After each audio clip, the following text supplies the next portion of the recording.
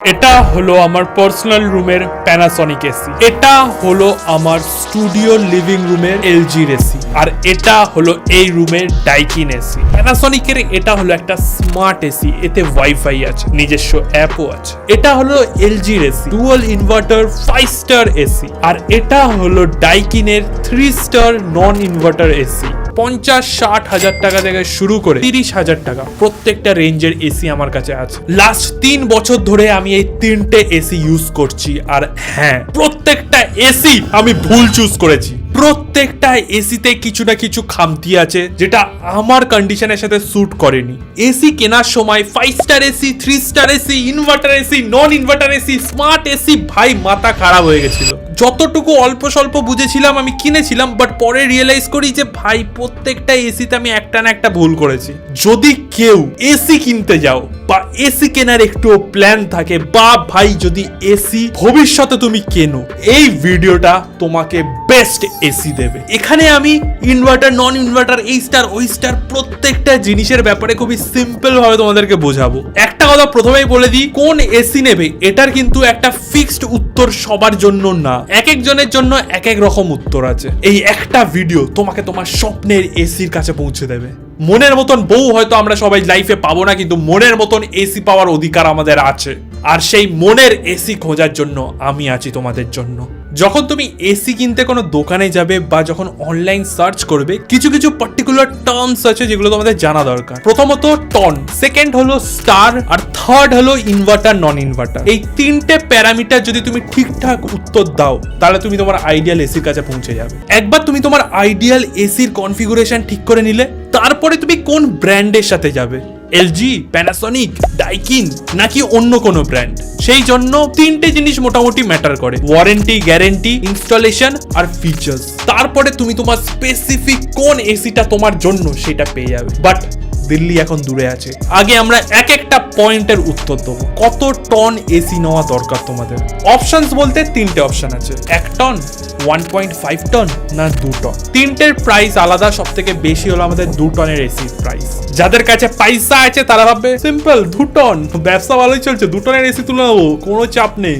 একেবারে ভুল, কারণ এই ভুলটা আমিও করেছি। আমার পার্সোনাল রুমে যে প্যানাসোনিকের এসিটা আছে ওটা 2 টনের এসি, বাট ওটা নিয়ে আমি একদমই খুশি না। কুলিং তো দূরের কথা, মাঝে মাঝে আমাকে এসি বন্ধ করে দিতে হয় এই একটা পার্টিকুলার কারণের জন্য। এবার কারণটা বলার আগে তোমাদেরকে বলি যে এক্স্যাক্টলি কত টনের এসি নেবে এটা কি কির ওপর ডিপেন্ড করে। প্রাইমারিলি ডিপেন্ড করে তোমার রুমের সাইজের ওপর, কত স্কোয়ার ফুটের রুম তুমি ঠান্ডা করতে চাও, এটা হলো প্রাইমারি রিজন। এই রিজনটাকে বেস করে অ্যামাজন, ফ্লিপকার্ট বা অনলাইন তুমি একটা চার্ট পেয়ে যাবে পার্টিকুলার স্কোয়ার ফিটের রুমে কত টনের এসি লাগে। বাট এই চার্টটা ফলো করলে ভুল হবে তোমাদের, কারণ এই চার্টটা জাস্ট রুমের সাইজ কনসিডার করেছি, বাকি যে ফ্যাক্টরস গুলো আছে সেগুলো কনসিডার করেনি। বাকি ফ্যাক্টরস বলতে তোমার বাড়ি নাকি তোমার ফ্ল্যাট। কেন? কারণ তোমার যদি ফ্ল্যাট হয়, তোমার ফ্ল্যাটের যে রুমে এসি লাগাবে সেই রুমে কি ডাইরেক্ট সূর্যের আলো পড়ে? তোমার ফ্লোর থেকে রুম ছাদের হাইট কত, কটা দরজা আছে রুমে, আর তোমার দরজা খোলা বন্ধ করার ফ্রিকোয়েন্সি কত, এই সব কিছু ম্যাটার করে কত টনের এসি নেবে সেটা সিলেক্ট করার জন্য। প্রাইমারিলি তোমার যদি বাড়ি বা তোমার যদি ফ্ল্যাটে ডাইরেক্ট সানলাইট পড়ে, মানে জাস্ট ওপরে না, মানে দেয়ালেও যদি তোমার সানলাইট পড়ে, তাহলে তোমাকে একটু বেশি টনের এসি নিতে হবে। সিমিলারলি তোমার যদি বারবার দরজা খোলা বন্ধ করার সিন থাকে, বা তোমার যদি ছাদের হাইট অনেকটা বড় হয়, যদি বাংলো টাংলোতে থেকে থাকো তো স্বাভাবিক, তাহলে তোমাকে একটু বেশি টনের এসি নিতে হবে। এবার মোটামুটি যদি রুম সাইজ অনুযায়ী বলি, যদি 100 স্কোয়ার ফুট অব্দি তোমার রুম সাইজ হয় তাহলে তুমি 1 টনের এসি নিতে পারো। যদি 165 স্কোয়ার ফুট অব্দি তোমার রুমের সাইজ হয় তাহলে 1.5 টন নিতে পারো। আর যদি 250 স্কোয়ার ফুটের তোমার রুম হয় তাহলে তুমি 2 টন নিতে পারো। এবার স্কোয়ার ফুট ভাই আমি এখন কি মাপবো নাকি অত আইডিয়া নেই, একদমই আমি কুড়ে ভাই অত আমি মাথা লাগাতে চাই না, তার জন্য বলছি যদি তোমার রুমে একটা বড় কিং সাইজ বিছানা ফিট হয়ে যায়, তারপরেও যদি একটুখানি আলমারি তারপরে টেবিল রাখার জায়গা থাকে, তাহলে তুমি 1.5 টনের এসি নিতে পারো। যদি তোমার রুমে একটা খাট তারপরে সোফা ফিট হয়, তার সাথে টেবিলও আছে, তোমার দরকার 2 টনের এসি, মানে তোমার রুম অনেকটা বড়। আর যদি তোমার এরকম একটা রুম আছে যেখানে তোমার খাট রাখারই জায়গা হচ্ছে না, খাট রাখলেই অর্ধেক সব জায়গা শেষ, তাহলে তোমার 1 টনের এসি দরকার। তো ভাই আমার স্বপ্নের যে এসি সেটা আমার রুম সাইজ মেপে সিলেক্ট করলাম 1.5 টনের হবে। নেক্সট এবার হলো প্রশ্ন, ইনভার্টার এসি না নন ইনভার্টার এসি। ছোট্ট করে ইনভার্টার নন ইনভার্টারের সিনটা কি সেটা বলে দিই, খুবই সিম্পল ব্যাপার। নন ইনভার্টার এসিতে যে এসির কম্প্রেসার আছে সেটা কনস্ট্যান্ট স্পিডে চলে, যার মানে হলো তুমি এসি অন করলে নন ইনভার্টার এসি ফুল ক্যাপাসিটিতে তার কম্প্রেসারকে বলবে ঠান্ডা করো ভাই, করতে থাকো। যেই সেট করা টেম্পারেচার সাপোজ 21 ডিগ্রি সেখানে পৌঁছে যাবে, আমাদের এসির কম্প্রেসার থেমে যাবে। আবার যখন টেম্পারেচার বেড়ে যাবে আবার এসির কম্প্রেসার ফুল দমে চালু হয়ে যাবে। এটা হলো আমাদের নন ইনভার্টার এসি। এবার হলো আমাদের ইনভার্টার এসি। ইনভার্টার এসিতে কি আছে, কম্প্রেসার ভ্যারিয়েবল স্পিডে ঘুরতে পারে। তো যখন আমাদের এসিকে বলবো যে ভাই ঠান্ডা করো, এসি তো ফুল ক্যাপাসিটিতে ঠান্ডা করা শুরু করে দিল। যেই রুমের টেম্পারেচার সেট করা টেম্পারেচার পৌঁছে যাবে, এসি কম্প্রেসার বন্ধ না করে কম্প্রেসারটাকে হালকা করে চালাতে থাকবে যাতে জাস্ট টেম্পারেচারটা মেনটেন হয়। তো শুনে মনে হবে তো ইনভার্টারই বেস্ট, আমার নন ইনভার্টার নেওয়ার দরকার নেই। হ্যাঁ, এখন এই যুগে দাঁড়িয়ে ইনভার্টারই বেস্ট। তুমি হার্ডলি নন ইনভার্টার এসি হয়তো খুঁজে খুঁজে পাবে, বাট সার্টেন কিছু জায়গায় নন ইনভার্টার এসিটা অ্যাকচুয়ালি বেটার। রুমটা একদম এয়ার টাইট না, মানে কোনো পর্দা সিস্টেম আছে, বা তুমি হয়তো কোনো দোকানে এসি লাগাতে চাও যেখানে হয়তো সবসময় দরজা খোলা পড়াও করা হচ্ছে, বা তোমার কোনো ক্যাবিন আছে যে ক্যাবিনে ওপেন দরজা আছে, পেশেন্ট ঢুকছে বেরোচ্ছে, সেই জায়গায় তুমি এসি লাগাতে চাও, তাহলে নন ইনভার্টার এসি বেস্ট। কারণ নন ইনভার্টার এসি সবসময় ফুল ক্যাপাসিটিতে চলতে থাকবে। বা সাপোজ তোমার বেডরুম যেখানে তোমার সারা রাত এসিটা চলবে, সেই জায়গায় ইনভার্টার এসি বেস্ট। একবার ঠান্ডা করে দেবে, তারপরে কম্প্রেসারের পাওয়ারটা কমিয়ে আরামসে চিল করে ঠান্ডা করবে। এই ক্ষেত্রে তোমার ইলেকট্রিসিটি যে বিলটা হবে সেটাও কম আসবে, যেহেতু সবসময় ফুল পাওয়ারে আমাদের ইনভার্টার এসি চলে না। তো যদি তোমার পার্সোনাল বাড়িতে লাগাও, বা তুমি যদি নর্মাল অনেকক্ষণ ধরে এসি চলবে, রাত্রিবেলা সারা রাত চলবে, এরকম সিন থাকে, চোখ বন্ধ করে ইনভার্টার এসি নিয়ে নাও। কারণ এই মুহূর্তে যেই এসিগুলো বেরোচ্ছে সেই এসিগুলো তুমি নন ইনভার্টার হিসাবেও কিন্তু ইউজ করতে পারবে। যেমন কি আমার এলজি বা প্যানাসোনিক এখানে একটা তুমি 5-in-1 6-in-1 এরকম একটা কনভার্টেবল পাবে। এই বাটনটা টিপলে তুমি একটা পার্সেন্টেজ দেখতে পাবে এসিতে, 40%, 60%, 100%। এসি ধরো বাই ফুল পাওয়ার 100%, কিন্তু যেহেতু আমি 40% সেট করেছি, জাস্ট 40%-এ ঠান্ডা করবে। তারই সাথে ইলেকট্রিসিটি বিলও একদম ফুল 100%-এর না, 40%-এর মতন চার্জ করবে। কিন্তু ধরো আমি খুব গরম থেকে এসে আমি ঘরে ঢুকলাম আর তাড়াতাড়ি চাই যে ঠান্ডা হয়ে যাক, তখন আমি 100%-এ চালাবো। আর তার থেকে বড় কথা, 100%-এরও বেশি হাই ক্যাপাসিটি মোড আছে আমাদের এলজি এসিতে। ডাইকিনেও পেয়ে যাবে এই পাওয়ারফুল মোডটা, যেটা বেসিক্যালি 100 ক্যাপাসিটিরও ওপরে ফুল একদম কম্প্রেসারকে দম দিয়ে চালু করে। সেই ক্ষেত্রে খুবই তাড়াতাড়ি তোমার ঠান্ডা হয়ে যাবে, আর একটা নন ইনভার্টারের এসির মতন কাজ করবে, যেখানে পুরো ফুল দম লাগিয়ে সবসময় চলবে। বাট অবভিয়াসলি বেস্ট হলো অটোতে রাখা। প্রথমে জোরে চলবে, জোরে চললে তাড়াতাড়ি ঠান্ডা করে দিয়ে টেম্পারেচারটাকে মেনটেন করার জন্য হালকা করে চালাতে থাকবে কম্প্রেসারকে, যাতে কারেন্টের বিল বেশি না আসে।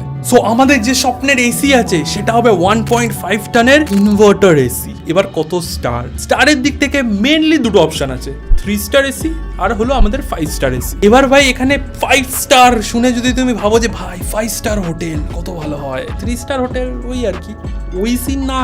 এখানে স্টার মানে তোমার কতটা পাওয়ার কনজিউম হবে, কতটা ইলেকট্রিসিটি তুমি সেভ করতে পারবে at the end of the day. আর এই 3 স্টার আর 5 স্টারের মধ্যে ডিফারেন্সটা কিন্তু সাংঘাতিক নেই। আর যদি এমনি নর্মাল এসির প্রাইস ডিফারেন্সের কথা বলি, সেখানে তুমি অ্যারাউন্ড 7 to 9,000 এর ডিফারেন্স পাবে। এবার তুমি কোন স্টারের এসি নেবে সেটার মধ্যে কিন্তু একটা বড় লিমিটেশন আছে। মেনলি 3 স্টার এসি গুলো কি হয়, নন ইনভার্টার এসি হয়, আর ম্যাক্সিমাম ক্ষেত্রে 5 স্টারের এসি গুলো ইনভার্টারই হয়। 5 স্টার আর 3 স্টারের মধ্যে পাওয়ার সেভ কতটা হয় তোমাদেরকে বোঝানোর জন্য বলতে চাইছি। যদি একটা এসি কনসিস্টেন্টলি চলে, সেম এফিসিয়েন্সিতে চলে, তাহলে 10 বছরে তোমার ইলেকট্রিসিটি যে বিল হবে সেই বিলের মধ্যে ডিফারেন্স থাকবে অ্যারাউন্ড 7,000 রুপিস অ্যাপ্রক্স। তো 3 স্টার মানে যে খুবই কারেন্ট বেশি ইউজ করবে, বা 5 স্টার মানে যে বিশাল কারেন্ট সেভ হবে, ওরকম কিন্তু না। বাট তাও যদি তুমি 3 স্টার আর 5 স্টারের মধ্যে চুজ করো, তাহলে একটা সিম্পল ট্রিক আছে। যদি তুমি বছরে 6 মাস ডেইলি 6 ঘন্টা করে এসি চালাও, তাহলে go for a 5 star AC. But যদি তুমি ডেইলি 6 ঘন্টা করে এসি চালাও ফর লেটস সে 3 মান্থস, তাহলে go for a 3 star AC. কারণ তোমার এসি চলছেই কম, আর কম চললে ইলেকট্রিসিটিও কমই সেভ করবে। তাই জন্য সেই ক্ষেত্রে 3 স্টার এসি তোমার জন্য বেস্ট। আমার ক্ষেত্রে আমার পার্সোনাল রুম বা আমার গেমিং রুম, সেই দুটো জায়গায় আমি ঘুমাই। ম্যাক্সিমাম স্ক্রিপ্টিং বা গেমিং এর জন্য এই দুটো রুমে আমি টাইম স্পেন্ড করি, তাই অনেকক্ষণ ধরে এসি চলে। সেই কারণে আমার এই দুটো রুমের এসি কিন্তু 5 স্টার এসি। বাট এই টেক রুম, এখানে এসি তখনই চলে যখন আমি ভিডিও করি, কারণ এই রুমে অনেক বড় বড় লাইট আছে, তো খুব গরম হয়। সেই কারণে এই এসিটা কিন্তু সবসময় চলে না, সারা রাত তো একদমই চলে না। সেই জন্য এই রুমের জন্য 3 স্টার এসি হলো বেস্ট। আমাদের যে আইডিয়াল এসি আছে সেই এসিটা ম্যাক্সিমাম টাইম চলবে। নর্মাল রাত্রিরে গরম হয়েছে, অন্তত ভোর অব্দি চলবে। সেই কারণে আমাদের স্বপ্নের এসি হবে 1.5 টনের ইনভার্টার 5 স্টার এসি। ঠিক আছে ভাই, এসির কনফিগারেশন ডান, বাট প্রশ্ন কোন ব্র্যান্ড? 500 কোটি ব্র্যান্ড আছে, এলজি, প্যানাসনিক, ডাইকিন, অনেক ব্র্যান্ডস আছে। যেই ব্র্যান্ড ইউটিউবারদের বেশি টাকা দিচ্ছে সেই ব্র্যান্ডেরই আমরা ভিডিও বানাচ্ছি। বাট ভাই আমি চাইনি কোনো ব্র্যান্ডের এসি এই টেবিলে থাকুক, কারণ আমি তোমাদেরকে একদম পারফেক্ট, তোমাদের জন্য বেস্ট সলিউশন দিতে চাই। কারণ এসি কেনাটা একটা লং টার্ম ইনভেস্টমেন্ট, সেই জন্য ব্র্যান্ড চুজ করার জন্য তোমাকে বেস্ট ব্র্যান্ড আমি তোমাকে বলবো। এবার দেখো ব্র্যান্ড কোন ব্র্যান্ডের তুমি নেবে সেটা ডিপেন্ড করে দুটো জিনিসের উপর, কুলিং আর ফিচার্স। সত্যি কথা বলতে এমন কোনো ব্র্যান্ড নেই যে ব্র্যান্ডের এসির কুলিং এ কোনো প্রবলেম থাকবে। মানে প্রত্যেকটা ব্র্যান্ডই কম বেশি কনসিস্টেন্ট কুলিংই দেবে, কারণ এসির কাজই হলো কুলিং। তো কুলিং এর দিক থেকে যদি কোনো ব্র্যান্ড কম দেয় তাহলে সেই ব্র্যান্ড আউট হয়ে যাবে। রিমোট আলাদা হতে পারে কিন্তু টেম্পারেচার একই ভাই, সেই 21, 22, 16, 18 একই টেম্পারেচার। আর আমার এলজির যে এসিটা ছিল সেটা যেহেতু সব থেকে পুরনো, সেই এসির সাথে প্রত্যেক সিজনেই একটা ইস্যু হয়, সেটা হলো হঠাৎ করে ঠান্ডা হওয়া বন্ধ হয়ে যায়। এবার আমি তো ভাই চাপ খেয়ে ভাই কি হলো ভাই ঠান্ডা বন্ধ হয়ে গেল, ভাই মিস্ত্রি ডাকো, এই ডাকো, ওকে ডাকো, না, সিম্পলি এসির উপরে একটা নেট আছে, সেই নেটটাকে একটু পরিষ্কার করে দেবে, আবার সেই পারফেক্ট কুলিং পেয়ে যাবে। যদি তাও না হয় তখন তুমি লোক ডাকিয়ে জাস্ট এসিটা পরিষ্কার করাবে, ধুলো জমে থাকার জন্য তোমার কুলিং এ ইস্যু হয়, আর কিচ্ছু না। তার উপরে ভালো যে ব্র্যান্ড আছে সবাই মোটামুটি 10 বছরের কম্প্রেসারের ওয়ারেন্টি, তার সাথে পিসিবিতে ওয়ারেন্টি, তো ওয়ারেন্টি গ্যারেন্টি গুলো থাকে। তো এসি খারাপ নিয়ে চাপ নেই তোমাদের। ঠান্ডা যদি না করে তাহলে ম্যাক্সিমাম টাইমে ধুলো জমে থাকে, তো জাস্ট ওটা পরিষ্কার করবে, ব্যাস আবার এসি কুলিং করা শুরু করে দেবে। আমাদের স্বপ্নের এসিতে কোন ব্র্যান্ড নেবো এখনো বুঝতে পারছি না, কুলিং এ তো অতটা যায় আসে না। তো মেনলি কোন ব্র্যান্ড চুজ করবে সেটা ডিসাইড করবে তার ফিচার্স। প্রত্যেকটা যে এসির রিমোট পাবে তাতে কিছু কমন ফিচার্স তো থাকবে, তার সাথে থাকবে কিছু ইউনিক ফিচার্স যেগুলো পার্টিকুলার সেই ব্র্যান্ডই অফার করে। যেমন কি শুরু করবো আমি ডাইকিনের এসি দিয়ে। ডাইকিনের এসি রিমোটে যদি তুমি দেখো তাহলে এখানে তুমি temperature up down, mode, fan speed, swing পেয়ে যাবে। তার সাথে ইকোনমি মোড, যেখানে ভাই কারেন্টের বিল একদম কম, মানে বেসিক্যালি কম্প্রেসারটাকেই একদম কম পাওয়ারে চালাবে যাতে বেশি কারেন্টের বিল না ওঠে। তার সাথে অটো মোডও থাকে, যাতে তোমার প্রথমে ভালো করে জোরে ঠান্ডা করে দিতে, তারপর পাওয়ার কমিয়ে দিয়ে হালকা করে ওই টেম্পারেচারটা মেনটেন করতে থাকলো। তার সাথে এখানে আছে পাওয়ার চিল, যেটা বেসিক্যালি তোমার 100% এর উপরে ক্যাপাসিটিতে তোমার কম্প্রেসার চলবে পুরো তাড়াতাড়ি ঠান্ডা করার জন্য। প্রত্যেকটা এসিতেই থাকে এগুলো। তার সাথে স্লিপ মোড, যেটা আমার পার্সোনালি খুবই ভালো লাগে, কারণ অ্যাকচুয়ালি স্লিপ মোডটা আমি ইউজ করি, আর কোন ব্র্যান্ডের এসিতে ইউজ করি সেটা আমি বলবো। বাট তারই সাথে হঠাৎ করে একটা ইউনিক বাটন তুমি দেখতে পাবে আমাদের ডাইকিনের এসিতে, কোয়ান্ডা বা কোনাডা বলে একটা মোড আছে। এই মোডটা টিপলে কি হয় জানো, খুবই ইন্টারেস্টিং। এই মোডটা টিপলে তোমার যে এসি আছে, এসি আগে তোমার যে রুম আছে রুমের দিয়ালগুলোকে ঠান্ডা করবে। খুবই একটা ইন্টারেস্টিং মোড। এর পেছনে কারণ হতেই পারে যে দিয়াল যেহেতু আগে গরম থাকে, দিয়ালটাকে ঠান্ডা করলে এই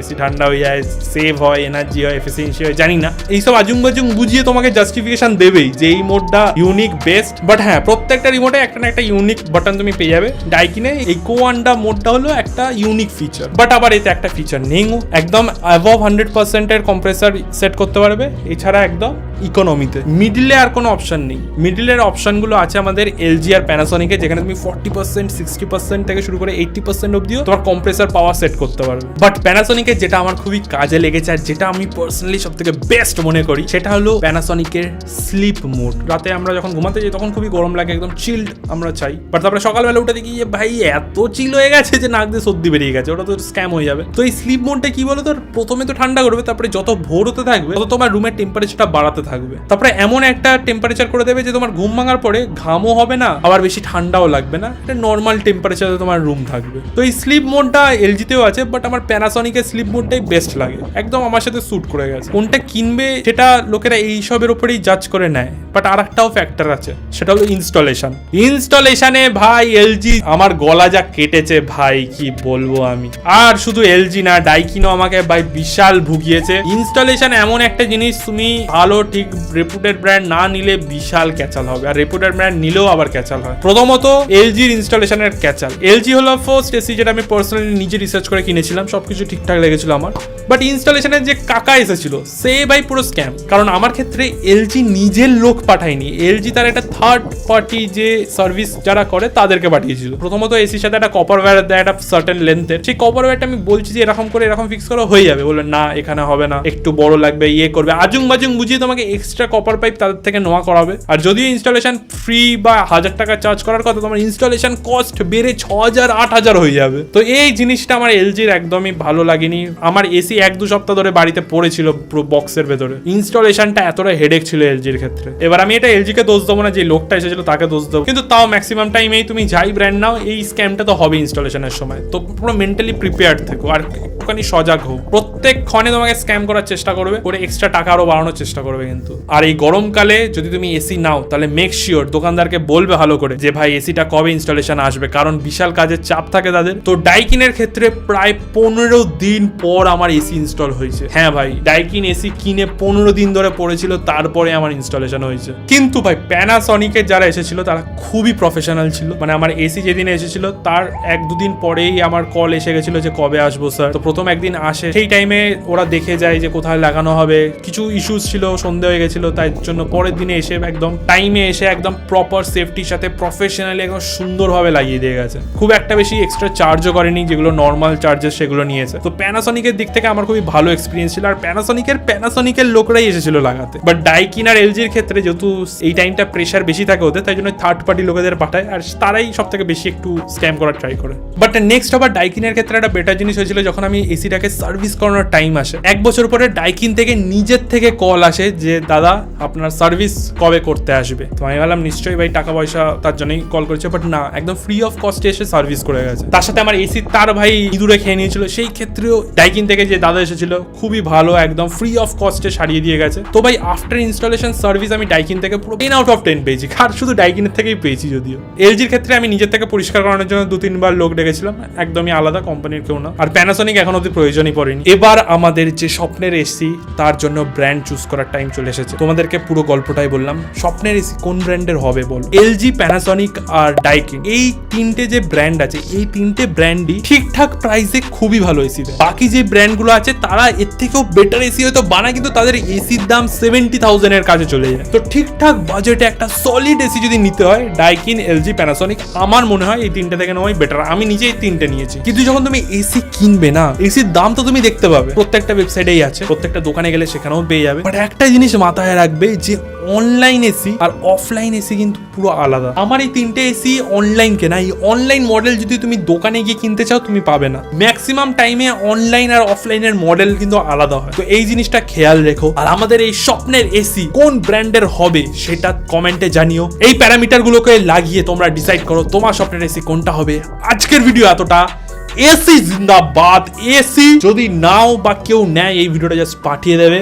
বাকি দেখা হচ্ছে পরের ভিডিওতে। এসিটা একটু জোরে করি ভাই, খুব গরম লাগছে।